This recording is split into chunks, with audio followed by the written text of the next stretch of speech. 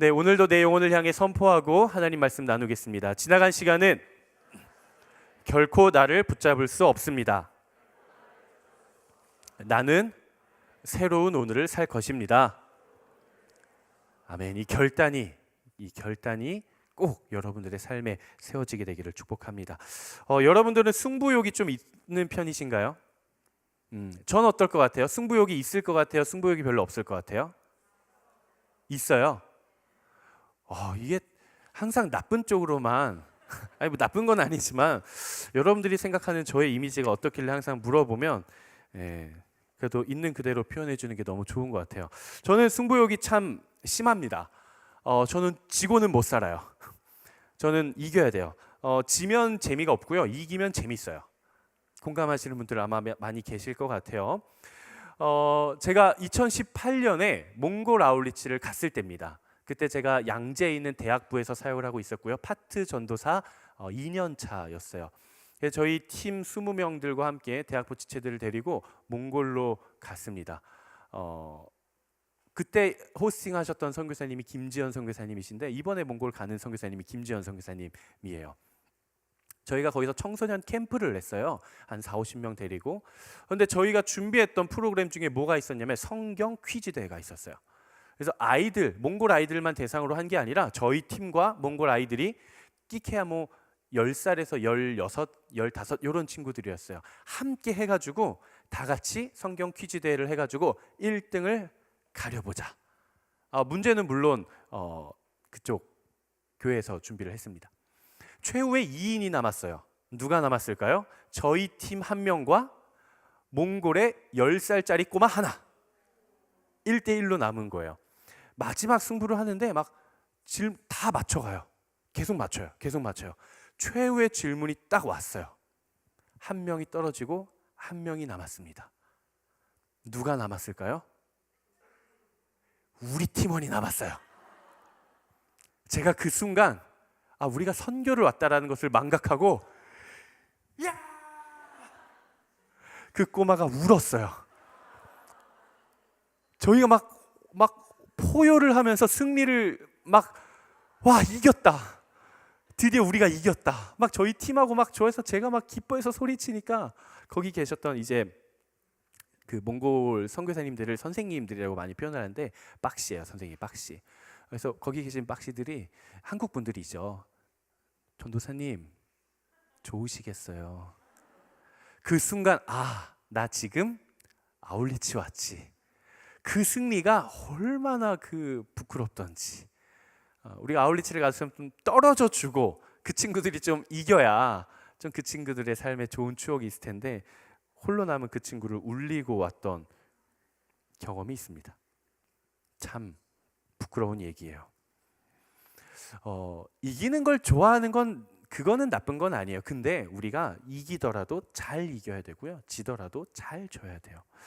우리의 인생에서 어떻게 하면 부끄러움이 없는 승리, 그리고 우리가 어떻게 하면 정말 하나님의 영광을 나타낼 수 있는 그런 승리를 할 수 있을까? 우리가 어떻게 하면 정말 하나님의 뜻대로 할 수 있는 그 우리의 인생에서 필승 공식, 이것은 무엇이 있을까? 여러분 알고 싶지 않으세요? 어떤 상황 가운데서도 정말 하나님의 뜻대로 하나님의 영광을 돌리며 이룰 수 있는 승리, 알고 싶지 않으십니까? 어쩌면 오늘 본문에서 발견할 수 있을 것 같아요.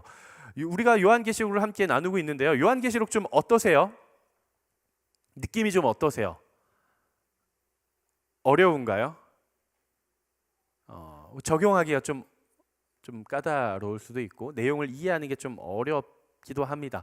그런데 우리가 요한계시록이라는 그 표현에 집중하지 말고 요한계시록의 주제에 집중해서 그 하나하나를 살펴보면 어렵지 않게 우리가 이해를 할 수 있어요. 우리가 조금만 반복을 조금 해보죠. 복습을 해보죠. 지난주에 3가지의 시제가 등장한다 그랬죠. 네가 본 것과 지금 있는 일과 앞으로 벌어질 일, 이 3가지의 시제가 등장을 하는데 네가 지금 본 것, 과거에 해당되는 건 뭐라 그랬죠? 예수님의 자기 계시. 사도 요한에게 자기 자신을 나타내 주셔서 요한이 예수님을 바라본 일, 그리고 지금 있는 일은 뭐라 그랬죠? 요한계시록 2장과 3장에 등장하는 소아시아 일곱 교회에서 일어났었던 역사적인 사건들, 일들, 그게 지금 있는 일이라 그랬어요. 그리고 요한계시록 1장 19절에 장차 될 일, 장차 이루어질 일은 요한계시록 몇 장부터 몇 장이다? 4장부터 끝까지 장차 이루어질 일들에 대해서 예수님이 말씀해 주셨다라고 우리가 나누었습니다. 이게 기본 틀이에요. 그리고 지난주 4장, 우리가 지난주 말씀이었죠. 4장 말씀에서 비가 온 날에도 무지개는 떠오르지 라는 제목으로 함께 나눌 때 우리가 결국 4장에서 나왔던 것은 장차 될 일을 천상의 교회가 하는 행동은 결국 뭐라 그랬죠? 예배라 그랬죠. 그렇죠? 예배. 하나님께 드리기에 합당한 예배, 그리고 예배 받기에 합당하신 하나님의 위엄과 존귀와 영화로움, 우리가 이것들에 대해 함께 나눴습니다. 오늘 본문 요한계시록 5장은요 카메라의 앵글이 하나님에서 바뀌어요. 누구에게로 바뀝니까? 따라해볼까? 예수 그리스도. 천상에서 찬양받고 영광받기에 합당하신 하나님에 대한 포커싱에서 이제는 예수 그리스도로 포커싱이 바뀌는 거예요. 초점이 바뀌어요. 오늘 우리가 함께 읽은 요한계시록 5장은 마치 어떤 장면이냐면요, 왕에서 왕으로 그 왕권이 위임되는 즉위식, 왕이 이제 즉위를 하는 그 즉위식과 같은, 마치 천상의 즉위식과 같은 그런 모습이 오늘 등장을 합니다. 그러니까 이 말이 무엇인가? 홀로 완전하신 그 하나님의 권세와 주권과 위엄과 영화와 영광이 누구에게 이제 이전되는 거예요? 예수 그리스도에게 이전이 되는 거예요. 그 장면이 바로 오늘 장면입니다. 그래서 오늘 장면을 보면 예수님이 그 모든 권세를 딱 부여받으시자 4장에서 네 생물, 거룩 기억하시죠? 눈 막 달린 그 네 생물, 그 네 생물과 24장로들과 온 만물. 제가 네 생물과 24장로는 결국 누굴 나타낸다 그랬죠? 하나님 나라의 거룩한 백성 전체, 온 만물. 하나님을 영광 올려드렸던 그 모든 만물들이 오늘 본문에서 그 권세가 예수님께 이전되자 이제 누구에게 거룩해요? 예수 그리스도께 거룩 하는 거예요. 내 생물과 24장로와 모든 만물들이. 그러면서 이제 끝이 납니다. 우리가 오늘 본문에 대해서도 제가 그때 지난주에 말씀드렸던 것 같아요. 우리가 익히 알고 있는 그 요한계시록의 감성이 지난주부터 이제 등장을 할 것이다. 이제 계속 환상과 계시와 상징과 판타지가 등장을 한다 그랬어요. 그래서 이 상징적이고 특징적인 단어와 표현들을 우리가 먼저 좀 이해를 할 필요가 있습니다. 이걸 이해하지 않으면 요한계시록을 이해를 할 수가 없어요. 자, 오늘 본문 1절 말씀 한번 같이 읽어보겠습니다. 오늘 본문 1절 말씀 시작.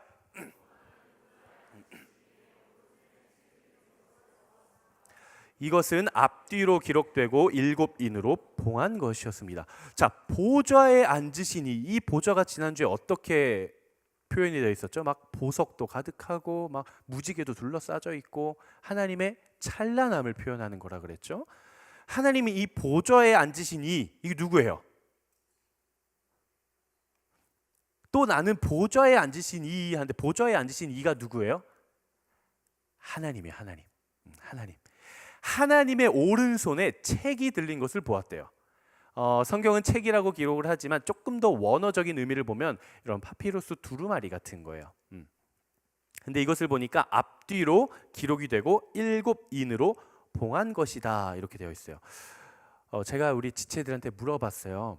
요한계시록 설교 지금 진행하고 있는데 좀 어때? 느낌이 어때? 그랬더니 어려운데 이해할 만한데 잠깐 딴 생각하고 오면 그 흐름을 놓쳐서 따라갈 수가 없대요.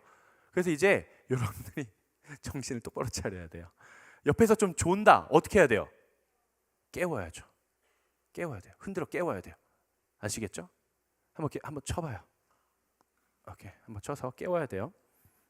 자, 두루마리. 많은 이단들이 사용하는 교리적인 비유가 있는데요. 특히 신천지, 혹시 이 중에 신천지에 속한 분이 계시면 지금 일어나서 나가주시면 되겠습니다. 신천지에 속한 분이 계시면 나가십시오. 네. 특히 신천지에서는 이 본문을 어떻게 인용을 하냐면요, 요한계시록 5장하고 요한계시록 10장에 두루마리가 등장을 하거든요. 근데 이 두루마리가 연결된 의미 있는 두루마리예요. 그래서 신천지에서는 어떻게 인용을 하냐? 요한계시록 10장에 가면 이 두루마리를 사도 요한이 먹어요. 받아 먹어요. 이렇게 적용을 해요. 요한계시록 5장에 있는 이 7인으로 봉해진 이 두루마리는 요한계시록을 의미합니다. 여러분 지금 이걸 진리로 받아들이시면 안 돼요. 거짓된 교리를 제가 지금 말을 하고 있는 겁니다. 요한계시록 5장에 등장하는 두루마리는 요한계시록입니다. 그리고 요한계시록 10장에 등장하는 이 두루마리를 먹은 사람이 바로 나다. 그래서 요한계시록은 누굴 통해서만 들어야 돼요? 나. 내가 풀어주는 게 정답이고 내가 풀어주는 비유만 들어야 돼. 그게 정답이야. 다른 건 다 거짓된 교리, 미혹하는 교리. 그래서 누구 말이 정답이에요? 나. 그래서 내가 새 요한이다. 이러면 이제 신천지 교리가 되는 거예요. 그런 의미가 아니에요, 여러분. 두루마리는. 그럼 두루마리는 무엇인가? 1절 말씀을 보니까 하나님의 손에 두루마리가 들려 있어요. 근데 성경에서 오른손이라고 하는 거는 하나님의 권세와 권능을 나타냅니다. 두려워하지 말라, 내가 너와 함께 함이라. 놀라지 말라, 내가 내 하나님 됨이라. 나의 의로운 오른손으로 너를 붙들리라. 이사야 41장 10절 말씀이죠. 성경에서 오른손이라는 것은 하나님의 보좌의 권세와 권능을 의미합니다. 그러한 권세와 능력을 지니신 분의 손에 들려져 있는 이 책에 앞뒤로 기록이 되어 있고 7인으로 봉한 것이 있다라고 이야기를 해요. 봉하는 건 뭔지 아시죠? 감싸는 거예요. 감추는 거예요. 비밀을 걸어 잠그는 거예요. 인은 뭘까요? 인 여러분들 이렇게 공공기관 가지고 서명할 때 옆에 인 돼 있는 거 보이죠? 그런 의미예요. 인이라는 게 뭐냐? 봉하는 거예요. 실링. 여러분 중세 시대 영화 보시면 깃털 달린 만년필 이렇게 축축축축 쓴 다음에 그 빨간색 그 뭐라 그러죠? 왁스가 실링 왁스라고 하죠. 우리는 부은 다음에 자기 가문이나 자기를 나타내는 도장으로 꾹 찍죠. 그러면 그 찍힌 그 실링은 어떤 의미냐? 첫 번째, 이게 누구한테 왔는지, 누구로부터 시작되었는지를 알려주는 거예요. 그리고 두 번째, 아무나 뜯을 수 없는 거예요. 비밀이 있는 거예요. 그게 실링이에요. 제가 우리 공동체 지체들이 가끔 저한테 와서 목사님 저희 교회 실천 카드 이거 써주세요라고 와요. 그 신학과나 기독교 교육학과나 이런 친구들은 교회 실천 카드를 써야 돼요. 그럼 제가 그 친구들이 교회에서 어떤 섬김을 했고 얼마나 예배를 잘 드리고 하는지를 쭉 써요. 쓴 다음에 봉투에 넣어서 닫은 다음에 교회 도장을 찍고 테이프로 봉을 해요. 그거를 인비 처리한다 그래요. 그럼 제가 물어봐요. 인비 처리해야 되니? 네, 인비 처리해야 돼요. 그러면 제가 추천서를 쓰고 교회 도장 찍고 제 도장을 찍고 테이프로 딱 붙여요. 그럼 이건 지금 누구로부터 온 거예요? 이 지체가 속해 있는 교회의 목회자로부터 온 편지고, 이걸 이 지체가 뜯을 수 있어요, 없어요? 없죠. 뜯을 권한이 없어요. 이걸 뜯을 수 있는 권한은 누구한테 있어요? 이 학생이 속해 있는 학교의 행정실 담당자가 뜯을 수 있는 거예요. 그러니까 마치 하나님의 권능의 오른손에 들려있는 두루마리가 예수 그리스도께 인계된다라는 것은 이 두루마리가 누구로부터 왔다라는 거예요? 하나님으로부터 왔다라는 것이죠. 그럼 이걸 예수 그리스도가 받았어요.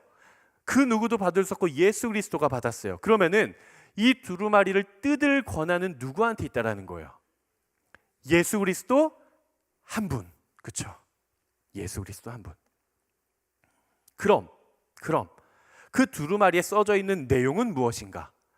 요한계시록 1장부터 22장까지의 내용이 기록된 것이 아니라 그 상징적인 의미는 바로 이겁니다. 앞으로 이 땅에 일어날 심판과 그 정당성, 그리고 이 땅의 믿음을 가지고 남은 자들에 대한 구원 계획, 그리고 장차 이곳에 임할, 이 땅 가운데 임할 하나님의 나라, 이 땅을 통치하실 하나님의 계획, 악한 자에게는 심판을, 믿음 있는 자에게는 구원을, 그리고 장차 완성될 하나님의 나라를, 이 구원 계획이 기록되어 있는 게 두루마리예요. 이게 누구 손에 있어요? 하나님 손. 그럼 이걸 실행할 수 있는 사람은 누구예요? 하나님이에요. 그럼 이걸 열어볼 수 있는 권한은 지금 누구한테로 이전이 되는 거예요? 예수 그리스도. 그 본문이 바로 오늘 본문이에요. 요 이해가 되시죠? 다르게 해석하면 안 됩니다. 오늘 2절 3절 말씀을 보니까 강한 천사가 보았는데 큰 소리로 이렇게 이야기를 해요. 누가 이 책, 이 두루마리를 펴며 이 인을 떼기에 합당한가? 누가 도장 찍고 스카치 테이프 붙인 걸 누가 떼기에 합당한가? 누가 뜯을 권한이 있겠는가? 그러나 하늘에서나 땅 위에서나 땅 아래 그 어느 곳에서도 그 두루마리를 펴서 볼 수 있는 사람이 있었다 없었다? 없었다. 아무도 권한이 없는 거예요. 어떡하지? 어떡하지? 사도 요한이 막 광광 울어요. 엉엉 어떡하지? 큰일 났다. 이거 어떻게 떼지? 어떻게 열어보지? 근데 그 중에서 장로들 가운데 하나가, 그러니까 온 만물 가운데 혹은 천사들 가운데 하나가 와서 이야기를 합니다. 오늘 본문 5절 6절 말씀이에요. 한번 같이 읽어보겠습니다. 시작. 울지 마라. 유다 지파의 사자 다윗의 뿌리가 승리했으니 그 책과 그 7인을 열 것이다. 6절 말씀. 또 나는 보좌와 내 생물과 장로들 가운데 어린 양이 서 있는 것을 보았는데 죽임을 당했던 것 같았습니다. 7뿔과 7눈을 가지고 있으니 이 눈들은 온 땅에 보냄을 받은 하나님의 7영입니다. 7뿔과 7눈, 도대체 뿔이 왜 7개고 눈이 왜 7개고 뿔은 무슨 의미고 7개는 이렇게 세세하게 받아들일 필요 없어요. 그 당시, 그러니까 우리는 그 문화적인 이 백그라운드가 없어서 그래요. 그 당시에 뿔 하면 권능, 권세, 능력, 눈 하면 통찰력, 이렇게 생각을 해요. 7, 완전함. 그러니까 7뿔과 7눈을 지녔다는 것은 그분의 능력이 완전하고 그분의 감찰, 그분의 통찰이 뛰어나다라는 거예요. 능력과 파워와 지혜, 위스덤을 지닌 분이다. 이런 그냥 표현이에요, 표현. 자, 사도 요한에게 장로가 그렇게 이야기를 합니다. 울지 마라. 유다 지파의 사자이시며 다윗의 뿌리가 승리했으니 그가 저 두루마리를 열고 그 계획을 실행할 것이다. 오직 누구? 오직 예수 그리스도. 하나님의 구원 계획과 권세와 능력과 권한이 누구에게만 있는가? 하늘 위와 땅 아래 누구에게도 없는 그 권세와 권한이 오직 유다 지파의 사자이시자 다윗의 뿌리이신 예수 그리스도께 있다라는 것이죠.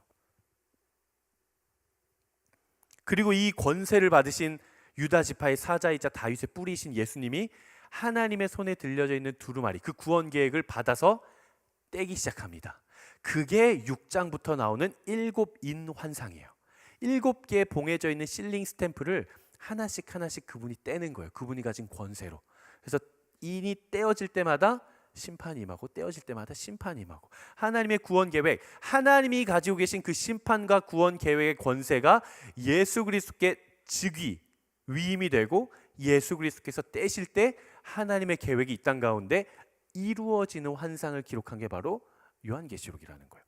자 그럼 한번 깨우세요. 이제 좀 어려울 때 됐으니까 한번 깨우시고, 지금 요한계시록은 누가 봤나요?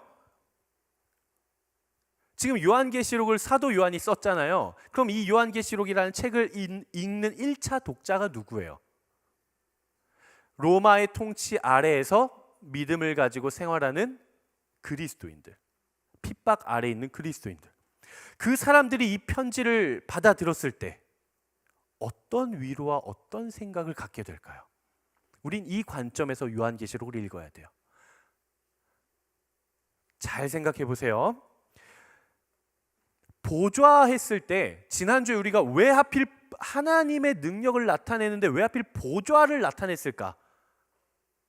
그 보좌, 왜 하필 보좌라는 상징을 표현했을까? 왜 그랬다 그랬죠? 그 당시 사람들한테 보좌하면 누가 생각이 난다 그랬어요? 로마 황제. 나를 억압하고 핍박하는 폭군인 로마의 황제가 지금 보좌에 앉아서 왕의 행세를 하고 있어요. 그런데 진정한 왕이신 하나님의 보좌가 있고, 그 보좌가 우리 눈앞에서 몇십 년 전에 죽임을 당하셨던 그 예수 그리스도께서 그 하나님의 보좌에서 권세를 지금 이어받고 계신 거예요. 이 사람들은 예수를 믿었을까요? 안 믿었을까요? 예수를 믿었죠. 평생 살면서 예수님을 믿었어요. 그분이 곧 해방해 주시겠구나. 이 능력 있으신 분이야말로 구원자요 메시아구나. 내 평생 이분을 따라 살아야겠다. 평생 따라 살았어요. 예수님을 따라서.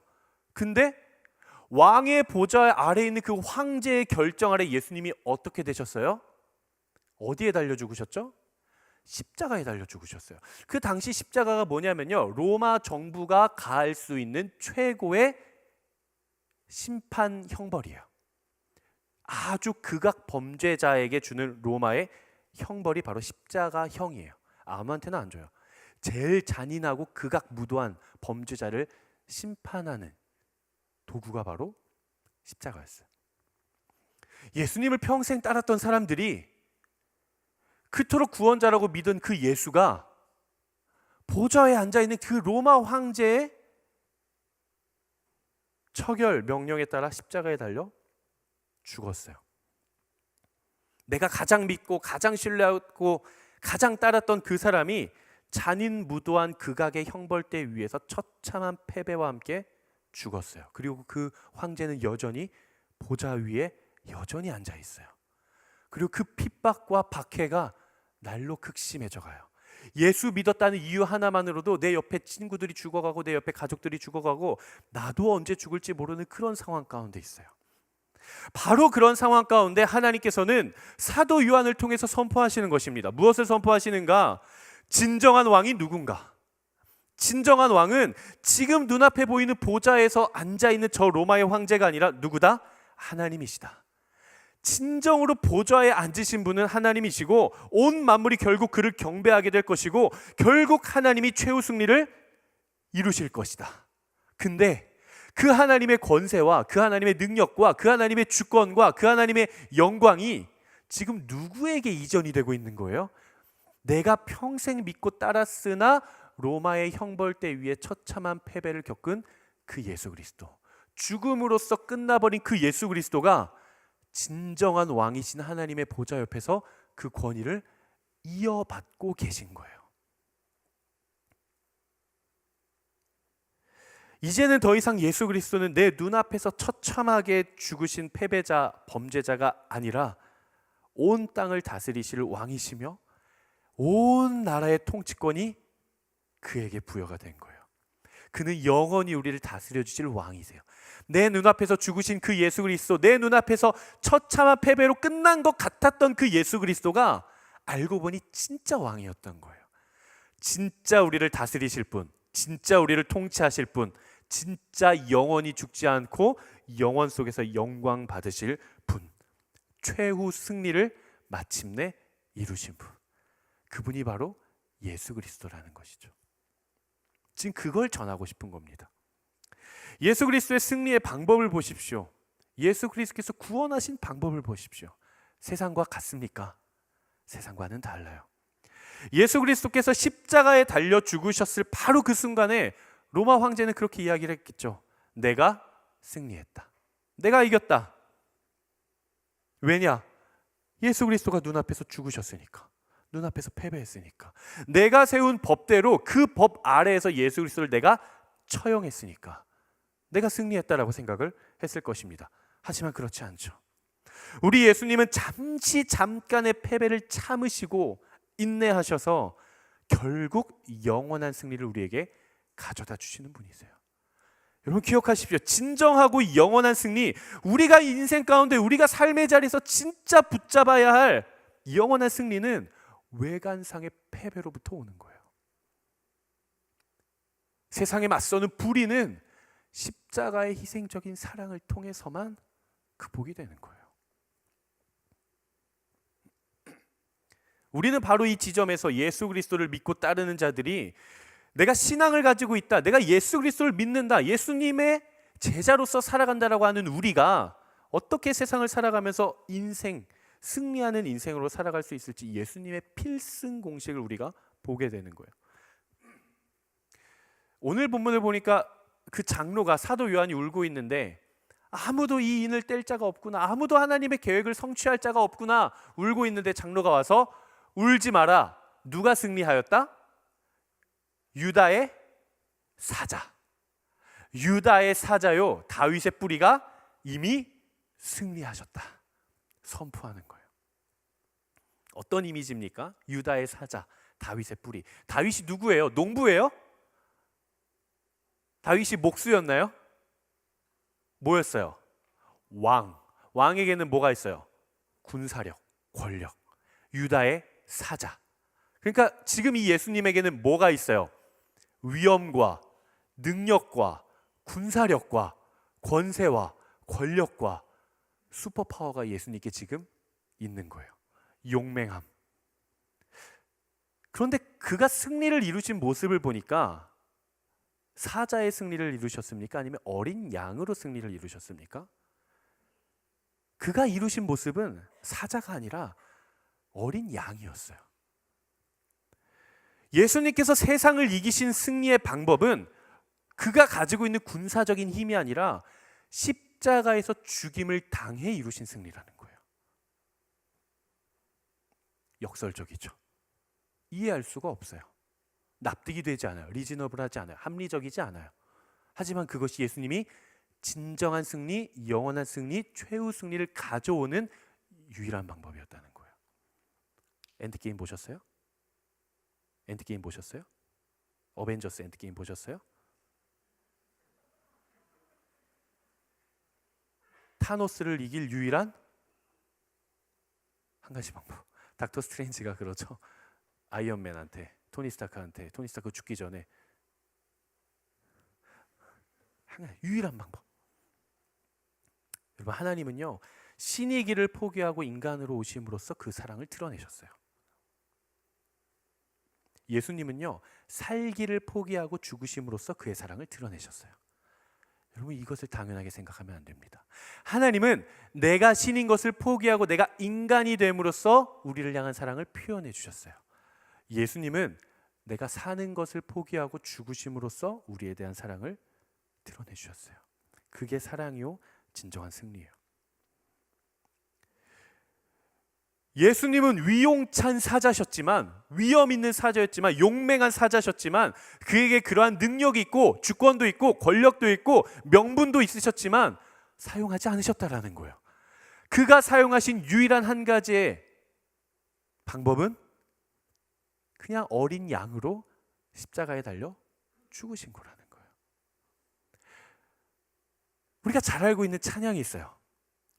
사자와 어린 양, The Lion and the Lamb. 우리가 그냥 이렇게 우리가 보통 찬양을 할 때 정말 그 찬양의 깊은 의미를 묵상하기보다 그 멜로디에 흥겨워서 찬양할 때가 많아요. 어떻게 합니까?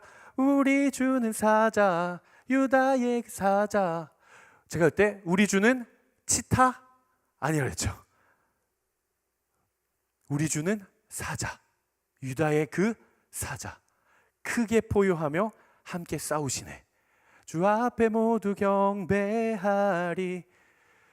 우리와 함께 싸우시는 그 유다의 사자, 크게 포효하며 싸우시는 사자, 그 앞에 우리 모두 경배하리. 여러분, 근데 이 찬양의 백미이자 하이라이트가 그 뒤에 나와요. 그렇게 위용찬 사자였는데 그 뒤에서 찬양에 고백하는 게 뭐예요? 죽임당하신 주는 어린 양, 우리 죄를 위해 삿을 끊었네. 모두 절하리 그 사자와 어린 양께 주 앞에 모두 경배하리. 앞에서는 위험찬 사자에 대해서 선포를 했고 그가 이루신 승리의 방법은 뭐예요? 죽임당하신 주는 어린 양. 그가 죽임당한 어린 양으로서 죽임을 당했던 이유는 뭡니까? 누구 위해? 우리 죄를 위해 뭘 끊으시려고? 죄의 사슬을 끊으시려고. 그 고백이에요. 예수님께서는 사자와 같은 물리적인 용맹성을 통해서가 아니라 적의를 견디고 인내하고 죽으심으로써 승리하셨다는 사실을 우리는 반드시 기억해야 됩니다. 그가 존재로서 능력이 없는 그저 어린 양이었기 때문인가? 아니요. 그는 사자였어요. 유다의 사자였어요. 하지만 마치 양처럼 죽으셨어요. 그리고 이것은 사탄으로 하여금 아주 결정적이고 최종적인 궁극적인 승리로 이어졌다는 사실을 우리는 기억해야 됩니다. 여러분들의 인생 가운데 하나님의 영광을 드리는 인생을 살고 싶으십니까? 우리가 뭘 붙잡아야 될까요? 십자가를 붙잡아야 되는 거예요. 다른 거 붙잡을 거 없어요. 십자가를 붙잡으십시오. 십자가의 삶을 사셔야 돼요. 그리스도께서 하신 것처럼 그렇게 살아야 돼요. 그럼 누가 드러나요? 예수가 드러나요. 하나님이 드러나요. 여러분이 세상 가운데 나아가서 복음을 전하고 싶으세요? 일터에서, 가정에서, 캠퍼스에서 복음을 전하고 싶으세요? 십자가를 붙잡으셔야 됩니다. 십자가의 삶을 사십시오. 그리스도께서 하신 것처럼 그렇게 살아가십시오. 그럼 누가 드러나요? 예수가 드러나요. 하나님의 영광이 드러나요. 여러분, 깨어진 관계들 있으시죠? 왜 깨어진 관계가 없겠어요? 가족, 엄마, 아빠, 형제, 자매, 혹은 학교, 직장, 혹은 공동체, 깨어진 관계가 왜 없겠어요? 여러분, 그 관계가 정말 제대로 온전히 회복되기를 원하십니까? 뭘 붙잡아야 돼요? 십자가 붙잡아야 돼요. 다른 방법은 없어요. 말했잖아요. 한 가지, 십자가의 삶을 사십시오. 그리스도께서 하신 것처럼 그렇게 사십시오. 그럼 누가 드러나요? 내가 드러나요? 나의 믿음이 드러나요? 아니요. 예수님이 드러나요. 하나님이 드러나요. 하나님의 영광이 드러나요. 그곳에 하나님의 나라가 임하는 것입니다. 예수님의 십자가를 붙들고 살아가는 인생, 마치 그리스도께서 하신 것처럼 그렇게 나도 살아가는 인생, 여러분, 이것이 불가능한 인생 같을까요? 불가능한 인생일까요? 그분은 예수님이니까, 그분은 하나님의 아들이니까, 나는 그렇지 않으니까 불가능할까요?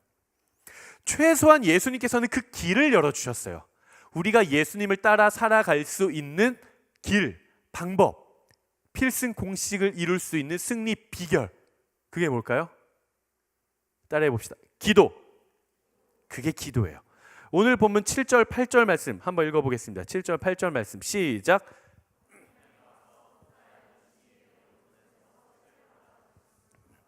그가 책을 받을 때 네 생물과 24명의 장로들이 각기 하프와 향이 가득 담긴 금대접을 들고 어린 양 앞에 엎드렸습니다. 이 향은 성도들의 기도입니다. 자, 이제 또 두 번째 정말 중요한 내용이 등장합니다. 어깨 한번 피시겠어요? 조금 스트레칭하시고. 오늘 이 내용이 정말 중요해요. 너무 중요해요. 구약과 신약을 이어주는 내용이기 때문에 꼭 들으셔야 됩니다. 보좌에 앉으신 하나님의 권세가 예수님에게 주어지는 그때, 잠시의 패배함으로 완전한 승리를 이루시는 바로 그때 모든 만물이 그 앞에 엎드려 경배하기 시작합니다. 그리고 향이 가득 담긴 금대접을 그에게 올려드려요. 그리고 그 향이 뭐라고 이야기를 해요? 그 향은 성도들의 기도라 그래요. 성경에서 향은 기도를 나타냅니다. 시편 141편 2절 말씀 한번 같이 읽어보도록 하겠습니다. 시작. 내 기도가 주 앞에 피운 향처럼 올라가게 하시고 내 손을 드는 것이 저녁 제물처럼 되게 하소서. 우리 아까 찬양했잖아요. 주야로 기도의 향 올라가네. 기도의 향이 올라가는 거예요. 향은 기도예요. 자, 질문을 조금 할게요. 구약시대, 예수님이 오시기 전 구약시대 하나님의 사람들이 하나님을 만나고 하나님과 교제하고 하나님의 말씀대로 살아갈 수 있는 방법이 있었어요. 뭐죠? 큰 소리로. 큰 소리로 이야기를 하면 아울리치는 아닐 거 아니에요. 큰 소리로 자신 있게. 뭐예요? 제사죠. 구약시대 사람들이 하나님을 만나고 하나님의 뜻을 받고 하나님과 교제하고 하나님과 동행하는 방법, 제사였어요. 제사의 방법이 어떻게 드리는 줄 아세요? 제사에는 5가지 종류가 있는데 그런 걸 할 시간은 아니니까. 기본적으로 제사는 동물을 잡아서 올려놓고 어떻게 해요? 태워요. 제사는 기본적으로 태워요. 성경을 어디를 읽어보세요. 송아지를 잡아서 물속에 빠뜨려라, 이런 본문 하나도 없어요. 다 불로 태워요. 불로 태우면 뭐가 나요? 향과 연기와 향이 나죠. 근데 그 연기와 향이 어떻게 돼요? 올라가죠. 하나님 그걸 받으시는 거예요. 이곳에서 내가 제사를 드린 제물이 태워져서 하나님 앞에 올려지는 거예요. 그 향과 연기가 올려지는 거예요. 그게 제사예요. 하나님 그걸 받으시는 거예요. 우리는 어떻게 제사 지내죠? 예수 그리스도가 오신 이후에 우리가 하나님을 만나고 하나님의 뜻을 발견하고 하나님과 동행하고 하나님의 말씀대로 살아갈 수 있는 방법. 구약에는 제사였다면 신약에는 예배죠. 자신감 있게 틀리는 모습 좋아요. 예배죠. 예배하며 우리는 기도하죠. 우리가 기도할 때 누구의 이름으로 기도합니까? 예수님의 이름으로 기도드립니다. 아멘. 예수님의 이름으로 기도. 왜 그럼 우리는 예수님의 이름으로 기도할까? 이건 관용어구가 아니에요, 여러분. 미사여구가 아니에요. 이건 믿음의 선포예요. 예수 그리스도의 이름을 힘입은 선포가 예수님의 이름으로 기도드립니다. 아멘. 아멘은 이루어질 것을 믿는다는 뜻이거든요. 내가 한 기도가 예수 그리스도의 이름을 힘입으면 이루어질 것을 믿습니다. 아멘. 이게 기도예요. 그럼 우리는 왜 예수님의 이름으로 기도하는가? 하나님의 이름으로, 성령님의 이름으로, 우리 목사님의 이름으로 기도합니다가 아니라, 온누리 교회의 이름으로 기도합니다가 아니라 왜 예수님의 이름으로 기도할까? 그게 도대체 구약의 제사와 예수님의 이름이 무슨 관계가 있길래? 예수 그리스도는요, 따라합시다. 화목제물. 예수님은 화목제물이세요. 화목제가 무엇인가? 싸웠던 사람이 다시 화해하는 게 화목제물이에요. 화목제예요. 하나님과의 관계 회복, 성도들 간의 관계 회복, 평안을 가져오시고 화평을 가져오신 어린 양이신 화목제물이 바로 예수 그리스도예요. 요한일서 4장 10절 말씀 한번 읽어봅시다. 여러분 진짜 중요한 내용이에요. 꼭 기억하셔야 됩니다. 요한일서 4장 10절 시작. 사랑은 여기에 있습니다. 곧 우리가 하나님을 사랑한 것이 아니라 하나님께서 우리를 사랑하셔서 우리 죄를 위해 그분의 아들을 무엇으로 보내주셨다? 화목제물로 보내주셨다. 예수 그리스도의 십자가 사건은 무엇인가? 이 땅에서 이루어질 수 있는 가장 완벽한 제사. 구약의 제사가 뭐라 그랬어요? 하나님을 만나고 하나님의 뜻을 받고 하나님과 교제하고 하나님의 말씀대로 살아갈 수 있는 임시적인 방법이 제사. 예수 그리스도의 십자가는 이 땅 가운데 이루어질 수 있는 가장 흠없고 완벽하고 완전한 뭐다? 제사. 가장 완벽한 예배였어요. 그렇기 때문에 예수 그리스도의 십자가, 예수님이 화목제물, 하나님과 우리 사이를 화평하게 해주시는 화목제물로서 죽어주신 제사를 드리셨기 때문에, 제사장이자 제사제물로서 예수님이 십자가에 달려 죽으셨기 때문에 그 이후에 사람들은 제사를 다시 드릴 필요가 있어요, 없어요? 없어요. 내가 직접 예배하면 돼요. 누구 이름으로? In Jesus name. 예수님의 이름으로. 히브리서 9장 12절 말씀 한번 같이 읽어보시죠. 히브리서 9장 12절 말씀. 성경책을 가져오신 분들은 막 동그라미 하이라이트 막 치시고, 어플로 보시는 분들은 막 밑줄 12절 말씀 읽어보겠습니다. 시작. 그는 염소와 송아지의 피가 아닌 자신의 피로 단번에 지성소로 들어가셔서 영원한 구속을, 버릴 단어가 하나도 없어요. 히브리서 9장 12절 그냥 외워야 돼요. 왜 예수 그리스도의 십자가가 효력이 있는가? 히브리서 9장 12절 딱 하면 돼요. 그는 염소나 송아지, 염소나 송아지가 뭐예요? 구약시대 레위기에서 하나님이 제사의 제물로 제시하신 제물들이에요. 염소도 아니고 송아지 피도 아닌 누구의 피? 자신의 피. 자신의 피로 몇 번 만에? 단번에 어디로? 지성소로 들어가셔서 임시적인 영원한 구속을 얼추 완성. 예수 그리스도의 십자가 사건은 무엇인가? 구약에 말씀하셨던 제사의 방법을 구약의 제물이 아닌 내 생명으로 직접 단번에 완벽하게 성취하시고 완성시킨 가장 완벽한 구약의 제사가 바로 십자가 사건입니다.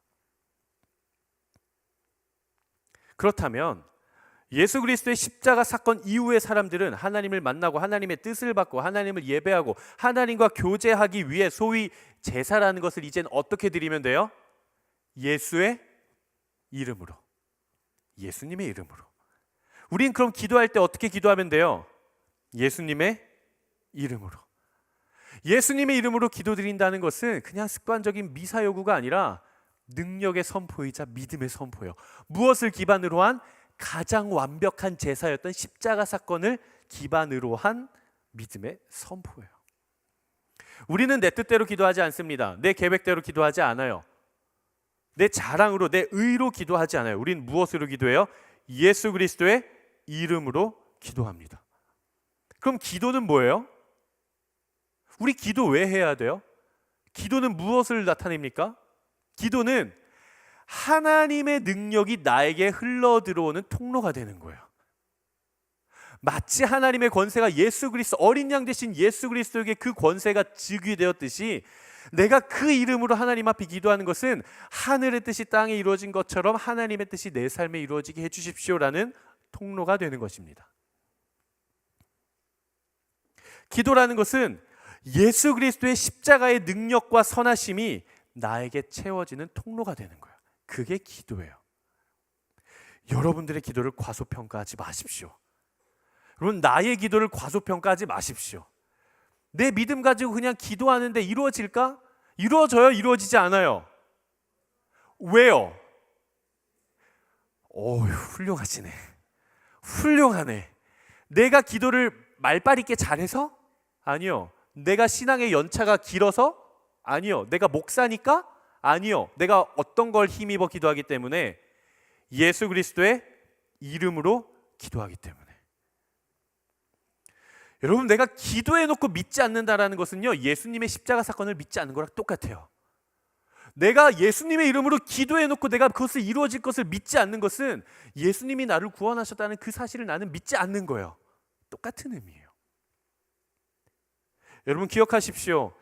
내가 예수 그리스도의 이름으로 기도한다라는 것은 하나님께서 인간의 몸을 입고 이 땅 가운데 친히 오셨다는 것을 믿는 믿음의 기도입니다. 내가 예수 그리스도의 이름으로 하나님 앞에 기도한다라는 것은 예수님께서 십자가에 달려 죽으심으로써 완전한 승리를 이루셨다라는 것을 믿는 믿음의 기도예요. 내가 예수 그리스도의 이름으로 기도한다라는 것은 하나님의 뜻이 하늘에서 이루어진 것과 같이 땅에서도 이루어질 것을 신뢰하는 믿음의 기도예요. 그 의미가 내가 예수님의 이름으로 기도한다라는 거예요. 여러분, 기도하십시오. 여러분들이 하는 기도를 신뢰하십시오. 나를 신뢰하는 게 아니라 누구의 이름을 힘입어 기도하기 때문에, 예수 그리스도의 이름을 힘입어 기도하기 때문에 그 이름을 신뢰하셔야 돼요. 나의 기도는 결코 땅에 떨어지지 않습니다. 구약의 제사가 향과 연기가 올라가다가 내려왔다가 내가 막 믿음으로 선포하며 올라갔다가 내가 다시 세상 가운데 날아가면 떨어지고 그러나요? 그러지 않아요. 제사 드리면 올라가는 것밖에 없어요. 내가 예수님의 이름으로 기도하면 나의 기도는 하나님 앞에 상달되어지는 것밖에 없어요. 그게 내 기도인 거예요. 여러분, 불의를 만나셨습니까? 대적하지 말고 기도하십시오. 억울한 일이 있으십니까? 대적하지 말고 기도하십시오. 그렇게 하나님의 권세를 받고 하나님 앞에 기도로 동참한 사람들은 이렇게 고백하게 돼요. 9절 10절 말씀 한번 읽어보겠습니다. 9절 10절 시작. 주는 그 책을 취해 인들을 떼기에 합당하십니다. 이는 주께서 죽임을 당하심으로 주의 피로 모든 족속과 언어와 백성과 나라들로부터 사람들을 하나님께 구속해 드리셨고, 그들로 우리 하나님께 나라와 제사장들이 되게 하셨으므로 그들이 땅 위에서 왕노릇하게 될 것입니다. 와, 할렐루야. 하나님으로부터 그 권세가 예수 그리스도께 직위되는 것을 바라본 사람들이 그 앞에 기도하고 그 앞에 금대접의 기도의 향이 드려져서 하나님 앞에 올라가자 그 사람들이 새 노래를 부르며 이렇게 이야기를 하는 것입니다. 예수님은 그 인을 떼기에 합당한 분이십니다. 그가 자신의 피로 모든 언어와 모든 백성과 모든 나라와 모든 족속으로부터 사람들을 구원하셔서 하나님께 드리셨고, 이제는 하나님께 드려진 사람들이 나라와 거룩한 나라와 제사장들이 되어 이 땅에서 왕같이 될 것입니다. 이 선포가 바로 오늘 본문의 요한계시록의 내용이에요. 기쁨과 경배와 찬양의 노래죠. 이러한 노래를 부르며 살아가는 사람들, 즉 그리스도의 십자가 죽음의 승리에 동참한 사람들이 얻게 되는 것이, 따라합시다, 하나님의 나라, 제사장, 왕이에요. 오늘 본문은 마치 이런 거예요. 전쟁에서 승리하고 돌아오신 우리 예수님을 왕으로 맞이하고 경배하는 것처럼 하나님의 권세가 최후 승리를 이루신 예수 그리스도께 지금 즉위 되는 이 환상 가운데 동참한 사람들이 그 승리의 행렬에 동행하고 동참하고 마치 그들이 왕같이 될 거라는 선포가 바로 오늘 본문의 내용입니다. 거짓 왕인 로마 황제의 통치 아래서 핍박과 억압을 당하고 있는 사람들이 이 환상의 편지를 봤을 때 뭐라고 생각하겠어요? 아, 내가 믿었던 예수가 실패자요 패배자가 아니구나. 이 왕이 이제는 유일하게 살아남은 왕인 줄 알았는데 진짜 왕은 누구였는가? 예수 그리스도구나. 비록 내가 핍박 가운데 있지만 내가 이 진정한 왕이신 예수를 믿는 믿음 안에 있으면 나도 뭐가 되겠구나? 왕이 되겠구나. 그 믿음과 소망을 가져다 주는 것이죠. 베드로전서 2장 9절 말씀에서 이렇게 이야기를 합니다. 그러나 너희는 택하신 족속이요 왕같은 제사장들이요 거룩한 나라요 그의 소유가 된 백성이니 이는 너희를 어두운 데서 불러내어 그의 기이한 빛에 들어가게 하신 이의 아름다운 덕을 선포하게 하려 하심이라. 아멘이시죠? 그리스도 예수 안에 있는 자는 택하신 족속이요 왕같은 제사장들이요 거룩한 나라요 그의 소유가 된 백성이래요. 그들은 어둠 가운데 있지 않대요. 이미 그들은 어둠에서 어디로 옮겨졌어요? 빛으로 옮겨졌어요. 우리는 이 땅에서 모든 불의와 죄와 심판에 대해 왕노릇하게 될 것입니다. 누구와 함께? 예수 그리스도와 함께. 최후의 심판장 되시며 최후의 왕이신 그분과 함께 하게 되는 여러분 되시기를 주님의 이름으로 축복합니다. 말씀을 마무리하려고 하는데요. 이번 2025년 온누리교회 주제가 뭐죠? 아멘 주 예수여 오시옵소서. 요한계시록의 중심 주제가 바로 마라나타 신앙이에요. 아멘. 내가 이렇게 힘들고 핍박과 환난과 박해 가운데 있지만 진정한 왕이신 주 예수여 오시옵소서. 마치 하나님께서 이 땅 가운데 처음 오셨던 그것처럼 오시옵소서. 완성시켜 주십시오. 진정한 나라가 임하게 해주십시오. 진정한 왕의 통치가 있게 해주십시오. 여러분, 우리는 그분의 오심을 고대해야 합니다. 1차적으로는 내 마음에 찾아오셔서 나를 다스려 주실 것을, 그리고 궁극적으로는 이 땅 가운데 오셔서 완성시키실 그날을 우린 갈망해야 돼요. 우린 고대해야 돼요. 우린 그분을 닮아가야 돼요. 우리는 그분을 소망해야 됩니다. 우리의 왕 되신 예수님은 자신의 피로 우리의 죄값을 다 치르셨어요. 그리고 우리를 해방시키셨습니다. 우리를 죄와 죽음의 권세로부터 구원해내신 이는 용맹한 사자이셨지만 죽임 당하신 어린 양이었어요. 그가 죽고 싶어서 죽은 게 아니라 죽임 당하신 어린 양이셨어요. 그게 그가 승리를 이룬 방법이셨습니다. 그는 사자셨어요. 그러나 그의 용맹함으로, 강함으로 찍어 누르신 것이 아니라 죽으심으로써, 자신을 내어주심으로써 마치 도살장에 능력 없이 끌려가는 어린 양처럼 죽임을 당하셨어요.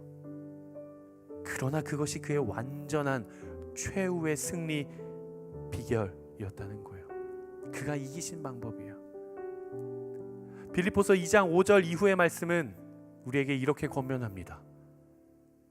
그러므로 너희 안에 이 마음을 품으라. 곧 그리스도 예수의 마음이니.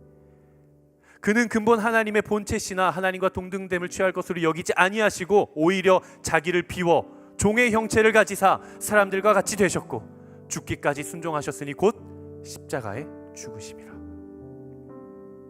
우린 여기까지 알죠. 근데 그 뒤에 어떤 약속이 이루어져 있는지 아십니까? 그 뒤에 어떤 선포가 있는지 아세요? 이러므로 하나님이 그를 지극히 높여 모든 이름 위에 뛰어난 이름을 주사 하늘 위에 있는 것들이나 땅 위에 있는 것들이나 땅 아래에 있는 모든 것들이 그 무릎을 그 이름 앞에 꿇게 하시고 온 만물에 있는 모든 입으로 예수 그리스도를 주로 시인하게 하시니 이로써 하나님께 영광을 돌리게 하셨느니라. 아멘. 예수의 마음을 품으십시오. 언제나 내어주십시오. 내가 가진 것들을 내세우는 것이 아니라 내어주십시오. 예수님을 따라 그렇게 십자가의 길을 걸어가며 진정한 승리를 이루며 살아간 여러분 되시기를 주님의 이름으로 축복합니다. 이 시간 같이 말씀을 붙잡고 함께 기도했으면 좋겠는데요. 하나님, 내가 진짜 예수 그리스도의 십자가를 따라 살아가는 그런 인생 한번 되보길 원합니다. 하나님의 그 능력이 나타나고 예수님의 그 능력이 나타나는 진정한 승리를 이루는 인생으로 살아가게 하여 주시옵소서라고 고백하시는 분들 한번 자리에 일어나 보시겠습니까? 우리 함께 이 찬양 하나님 앞에 올려드리고 우리의 인생을 맡겨드리면서 우리 뜨겁게 기도하겠습니다.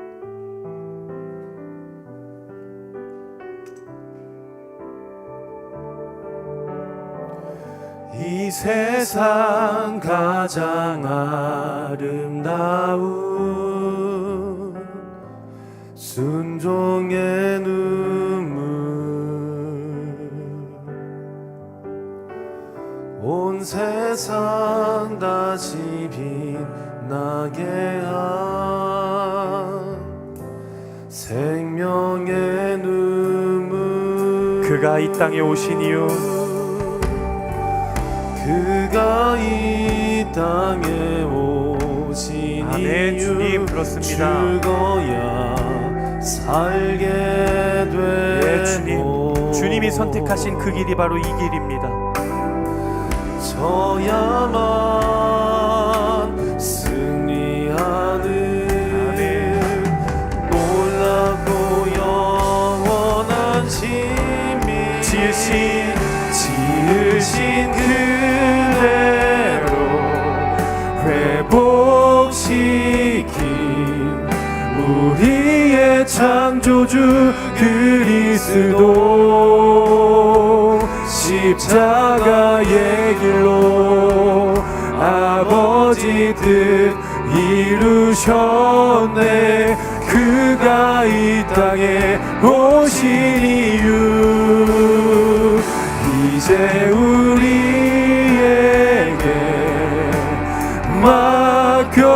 맡겨진 그 소망, 그 사랑, 그 생명, 아름답고 눈부신 십자가의 길, 우리가 이 땅에 살아가 고백합니다. 지으신 그대로, 지으신 그대로 회복시킨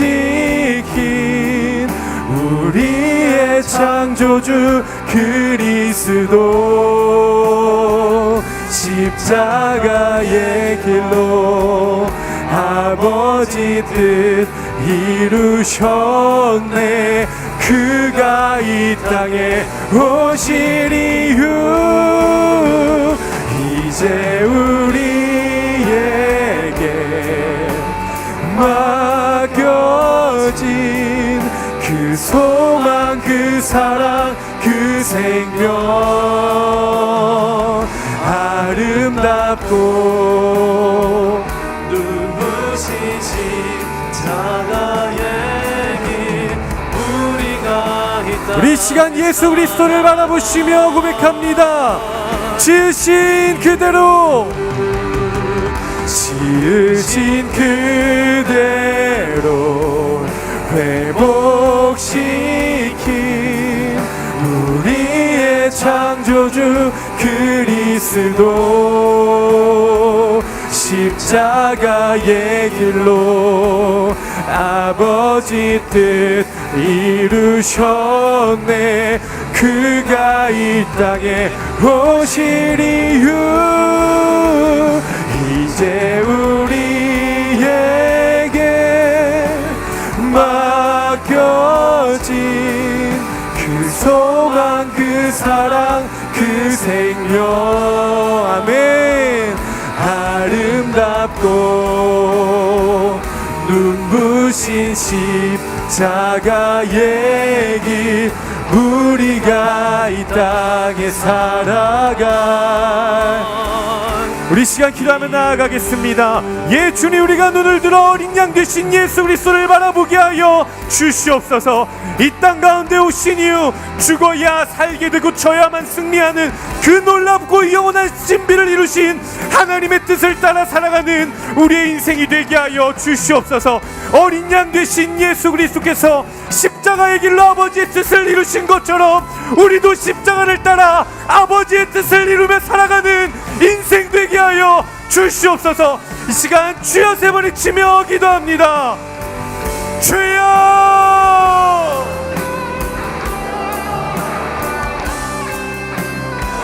예, 주님! 오, 주님! 눈부시게 아름다운 십자가의 길을 걸어가는 아버지, 그러한 인생들 되게 하여 주시옵소서. 주님, 우리가 주님을 바라봅니다. 하나님, 우리가 주님을 갈망합니다. 주의 말씀은 내 발의 등이요 내 길의 빛이니이다. 하나님, 나에게 말씀하여 주시옵소서. 하나님, 나에게 보여주시옵소서. 주님, 내게 듣게 하여 주시옵소서. 주여! 내 영혼이 완전되고 주님, 내가 주님의 십자가를 바랍니다. 주님, 내가 주의 십자가를 마음에 품겠습니다. 주여, 주여, 주여, 주여, 주여, 주여, 주여. 용맹한 사자셨지만 죽임당하신 어린 양처럼 하나님, 내가 그렇게 십자가를 지고 살아가는 그런 인생 되게 하여 주시옵소서. 하나님, 내가 주님을 바라봅니다. 주님의 십자가를 따라 살아갑니다. 나의 유일한 소망, 나의 유일한 구원, 나의 유일한 능력, 하나님의 십자가를 붙잡고 살아가는 그런 인생 되게 하여 주시옵소서. 주여, 주여, 주여, 주여. 하나님, 내가 주님을 바라봅니다. 하나님, 내가 주님을 갈망합니다. 내가 주님을 고대합니다. 나의 기도를 주께서 기쁘게 여기시기를 간절히 간구하오니 주여, 우리의 기도의 향이 하나님 올라가게 하여 주시옵소서. 하나님, 우리의 기도의 제사가 주님의 그 아름답고 화려한 보좌 앞에, 하나님 그 찬란한 보좌 앞에 아버지, 우리의 기도가 상달되어지게 하여 주시옵소서. 주여, 우리의 기도를 받아 주시옵소서. 주님, 나의 고백을 받아 주시옵소서. 주님이 완전하십니다. 주님이 진정한 왕이십니다.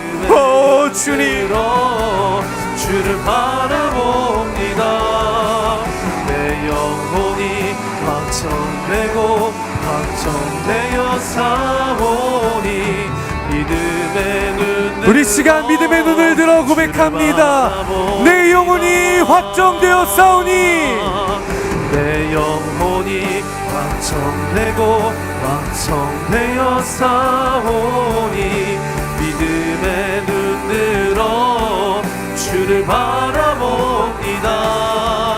내 영혼이 확정되고 확정되어 사오니 믿음의 눈 들어 주를 바라봅니다. 우리 기도의 향처럼 우리의 목소리로 고백합시다. 내 영혼이 확정되고, 하나님 보좌 앞에 올려드립시다. 이것이 우리의 기도입니다. 이것이 우리의 노래입니다. 이것이 우리의 하나님을 향한 경배입니다. 주님, 받으시옵소서.